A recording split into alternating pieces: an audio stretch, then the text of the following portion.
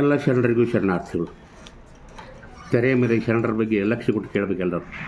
ಭಾಳ ಅದ್ಭುತ ಇದ್ದಾರೆ ಅವರು. ಬಸವಣ್ಣವ್ರು ಹೆಂಗೆ ಹೇಳ್ಯಾರ, ನನ್ನ ಸರ್ಜೋಡಿ ಹರಳೈ ನಿಂತಿದ್ದಂದ್ರೆ ನಾನು ಕೊಡೋ ಕಿಮ್ಮತ್ತು ಹರಳೈನಿಗೂ ಕೊಡ್ಬೇಕಂತ ಹೇಳ್ತಾರೆ. ಡೋರು ಕಕ್ಕಯ್ಯ ಮಾದರ ಚೆನ್ನೈರು ನನ್ನ ತಂದೆ ಮುತ್ತಪ್ಪ ಅಂತ ಹೇಳ್ತಾರೆ.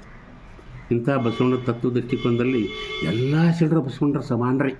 ಬಸವಣ್ಣ ಸ್ಪಷ್ಟ ಹೇಳ್ತಾರೆ, ನಮ್ಮ ಶರಣರ ಪಾದಕ್ಕೆ ಪೃಥ್ವಿಗೆ ಸರಿಬಾರದು ಅಂತ ಹೇಳೋ ಮಾತಿನಲ್ಲಿ ಅದರ ಅರ್ಥ ಏನಿದೆ. ಉಮೇಶಿನಿಂದ ಅಧಿಕರು ನಮ್ಮ ಶರಣರು ಅಂತ ಹೇಳುವಲ್ಲಿ ಎಷ್ಟು ಅದ್ಭುತ ಇದೆ.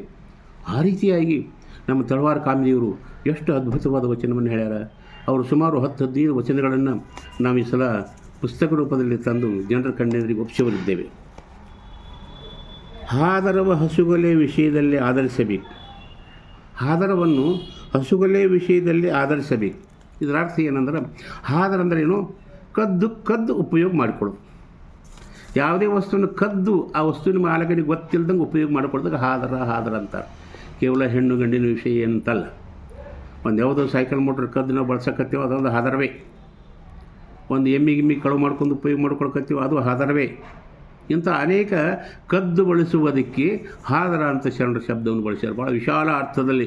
ನಾವು ಕೇವಲ ಗಂಡು ಹೆಣ್ಣಿನ ಭೋಗವೇ ಹಾದರ ಅಂತ ನಾವು ಭಾವಿಸಿದ್ದೀವಿ, ಹಾಗೇನಿಲ್ಲ. ಇಷ್ಟು ವಿಶಾಲ ಅರ್ಥದಲ್ಲಿ ಅವ್ರು ಹೇಳ್ತಾರೆ, ಹಾದರದ ಹಸುಗಲೆ ವಿಷಯಗಳಲ್ಲಿ ಆಧರಿಸಬೇಕು. ಏನು ರೀ, ಸಣ್ಣವ್ರು ತಪ್ಪು ಮಾಡಿದ್ರೆ ಕ್ಷಮ ಮಾಡ್ಬೇಕಂತ ಇದರ ಅರ್ಥ. ಹಸುಗೊಲೆ ಅಂದರೆ ಏನು ಕೇಳ್ತಲ್ಲ, ಸಣ್ಣ ಮಕ್ಕಳು ಅಥವಾ ಬುದ್ಧಿಲ್ಲದವರು ಅಥವಾ ಬಡವರು, ಅಂಗಹೀನರು, ಭಾಳ ದರಿದ್ರರು, ಇವ್ರು ತಪ್ಪು ಮಾಡಿದ್ರಂದ್ರೆ, ಇವ್ರು ಕದ್ದು ಬಳಸಿದ್ರು ಅಂದ್ರೆ ಅದಕ್ಕೆ ಕ್ಷಮ ಮಾಡಿರ್ತಾರೆ. ಎಲ್ಲಕ್ಕೂ ಶಿಕ್ಷೆ ಇಲ್ಲ. ಕುರುಡನಿಗೆ ಸಹಾಯ ಮಾಡಲ್ಲ ಏನು ರೀ, ಅಂಧಕನಿಗೆ, ಕುಂಟನಿಗೆ, ಅನೇಕರಿಗೆಲ್ಲ ಸಹಾಯ ಮಾಡಬೇಕು ಅಂದಾಗ ಸಣ್ಣವ್ರು ತಪ್ಪು ಮಾಡಿದಾಗ ಕ್ಷಮಿಸಬೇಕಂತ ಇಲ್ಲಿ ಅರ್ಥ ಇದೆ. ಅವ್ರು ಏನಾರೇ ಮಾಡಲಿ, ಹಾದರವನ್ನಾದರೂ ಮಾಡಲಿ ಅಥವಾ ಕದ್ದು ವಸ್ತುವನ್ನು ಬಳಸಲಿ, ಏನಾದರೂ ಮಾಡಲಿ, ಸಣ್ಣವರು ತಿಳಿಯದೇ ತಪ್ಪು ಮಾಡಿದವನಿಗೆ ಅಥವಾ ಹಸಿದು ಅನ್ನವನ್ನು ಕದ್ದು ತಿಂದವನಿಗೂ ಕೂಡ ಕ್ಷಮಿಸಬೇಕಂತಾರೆ ಅವರು. ಅದಕ್ಕಾಗಿ ಇಲ್ಲಿ ಹಾದರ ಹಸುಗೊಲೆ ವಿಷಯಗಳಲ್ಲಿ ಆಧರಿಸಬೇಕು.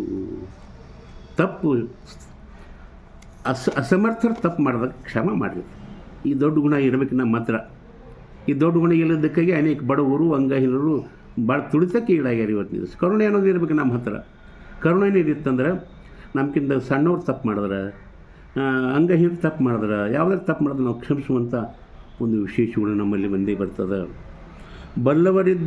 ಬಲ್ಲವರಲ್ಲಿದ್ದು ಸಾಧನೆಯಾಯಿತು.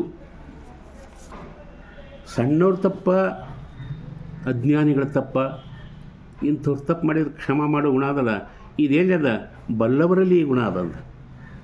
ಬಲ್ಲವರಂದರೆ ಯಾರನ್ನು ತಿಳಿದಂಥ ಜ್ಞಾನಿಗಳು, ಯಾರಿಗೆ ಲೋಕಾನುಭವ ಇದೆ, ಯಾರಿಗೆ ಸಾವಿನ ಬಗ್ಗೆ ಜ್ಞಾನ ಇದೆ, ಯಾರಿಗೆ ನಮ್ಮ ಕೈಯಿಂದ ಹೋಗ್ತದೆ ಅನ್ನೋದು ಗೊತ್ತಿದೆ, ಯಾವುದು ಸ್ಥಿರಲ್ಲ ಅನ್ನೋದು ಗೊತ್ತಿದೆ. ಇಂಥ ಒಂದು ಸಮತಾ ಬುದ್ಧಿ ಇತ್ತಂದ್ರೆ ಅವ್ರು ಏನು ಮಾಡ್ತಾರೆ, ಬಲ್ಲವರು ಏನು ಮಾಡ್ತಾರೆ, ಕ್ಷಮ ಮಾಡ್ತಾರಂತ ಹೇಳ್ತಾರೆ. ಬಲ್ಲವರಲ್ಲಿದ್ದು ಸಾಧನೆ ಆಯಿತು. ಈ ಸಾಧನೆಯನ್ನು ನಾವು ಕಲಿಯಬೇಕಾದ ಸಹಿತ ಬಲ್ಲವರಲ್ಲಿ ಇರಬೇಕಂತ. ಬಲ್ಲವರಲ್ಲಿ ಬೆಳೆದೇವು ಅಂದ್ರೆ ನಾವು ಇಂಥ ಕ್ಷಮಾ ಗುಣವನ್ನು ಕಲಿತೀವಿ, ಅವರು ಕೂಡ ಕ್ಷಮ ಮಾಡಲಿಕ್ಕೆ ಕಲಿತಾರಂತ. ಈ ಲೋಕದಲ್ಲಿ ಕ್ಷಮ ಅನ್ನೋದೊಂದು ಭಾಳ ದೊಡ್ಡ ಮಾತಿದೆ ಅಂತ ಹೇಳ್ತಾರೆ ಅವರು. ಎಲ್ಲರೂ ಕಲಿತ ಕಲಿಕೆಯಲ್ಲಿ ಅಂದರೆ ಈ ಲೋಕ ಜನ ಕಲ್ತಾರೆ ನೋಡ್ರಿ. ಎಲ್ಲರಿಗೂ ಟೆಪ್ಪಿಗೆ ಹಾಕೋದು, ಎಲ್ಲರಿಗೂ ಮೋಸ ಮಾಡೋದು. ಇವತ್ತು ಯಾರನ್ನೂ ನಂಬುವ ಹಾಗೆ ಅಷ್ಟು ಮೋಸಗಾರರೆಲ್ಲರೂ ಕೂಡ. ತಂದೆ ಮಕ್ಕಳಿಗೆ, ತಾಯಿ ಮಕ್ಕಳಿಗೆ ಮೋಸ ಮಾಡುವಂಥ ಗತಿ ಬಂದಿರುವಾಗ ಇನ್ನು ಬೇರೆಯವ್ರದ್ದು ಏನು ಗತಿ? ಈ ದಿಶೆಯಲ್ಲಿ ಈ ಎಲ್ಲರೂ ಒಂಥರ ಮೋಸಗಾರಿಕೆಯಲ್ಲಿ ಇರುವಾಗ ಇದನ್ನು ಭೇದಿಸಲರಿಯೇ, ಇದನ್ನು ಹ್ಯಾಂಗೆ ದಾಟಬೇಕು ನನಗೆ ತಿಳಿಯೋದಾಗಿದೆ. ಯಾರಿಗೆ ಕ್ಷಮ ಮಾಡಬೇಕು, ಯಾರಿಗೆ ಬಿಡಬೇಕು ನನಗೆ ಗೊತ್ತಾಗಲ್ದಾಗಿರ್ತಾನೆ. ಆ ರೀತಿ ನಾನು ಜಾಣ ಬಲ್ಲೆನೆಂಬವರು ಕೂಡ ತಪ್ಪು ಮಾಡ್ತಾಯಿದ್ದಾರೆ. ಇಂಥವ್ರಿಗೇನು ಕ್ಷಮ ಮಾಡಬೇಕು? ಅದಕ್ಕಾಗಿ ಯಾರನ್ನು ಕ್ಷಮಿಸಬೇಕು, ಯಾರನ್ನು ಬಿಡಬೇಕು ನಮಗೆ ತಿಳಿಲಾರ್ದಂಗೆ ಇರ್ತಾರೆ. ಆದರೂ ಕೂಡ ಕಮ್ಮಿಯವರಲ್ಲಿ, ದಲಿತರಲ್ಲಿ, ಬಡವರಲ್ಲಿ, ಮಕ್ಕಳಲ್ಲಿ, ಹೆಣ್ಣು ಮಕ್ಕಳಲ್ಲಿ ತಪ್ಪನ್ನು ಕಂಡ ಕ್ಷಮಿಸಬೇಕು. ಈ ಕ್ಷಮಿಸುವಂಥ ಗುಣ ದೊಡ್ಡವರಲ್ಲಿ ಇರ್ತದೆ.